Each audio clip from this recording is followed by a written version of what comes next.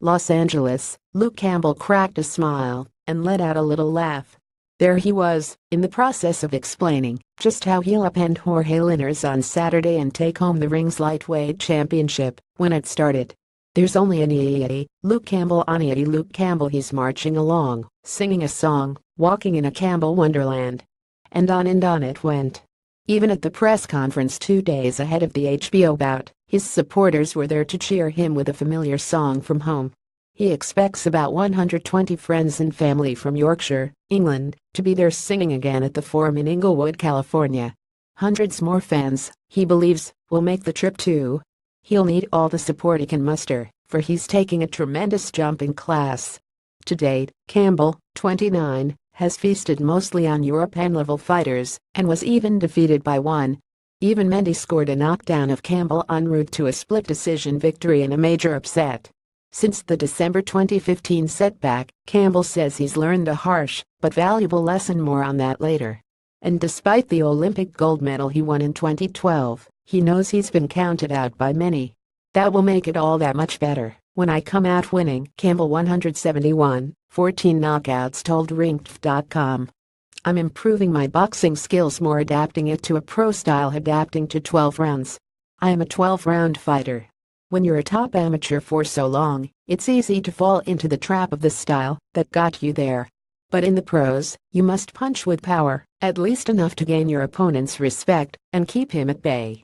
Campbell knows he's now punching much harder and knows he possesses the speed, accuracy and timing to get Linares out of there. But he wasn't always brimming with confidence. Not after the unexpected defeat to Mendy. He found himself on the canvas in round 5 and eventually on the losing end.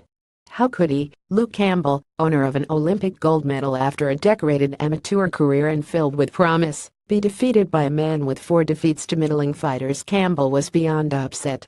Depressed. How could he have allowed this to happen? Well, for starters, he wasn't fit to compete, and he only blames himself. 8 days before the fight, Campbell woke up feeling out of sorts.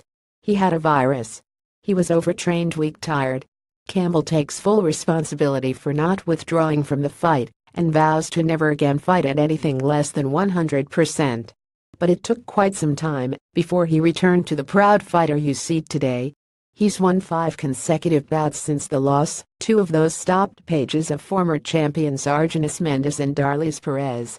And he's earned this 135-pound title shot. I was sad that I let people see a weak version of me, Campbell said. It had nothing to do with boxing ability, nothing to do with having to rebuild and restart again. Nothing to do with any of that. I just let someone see me in a weak moment, and that will never happen again.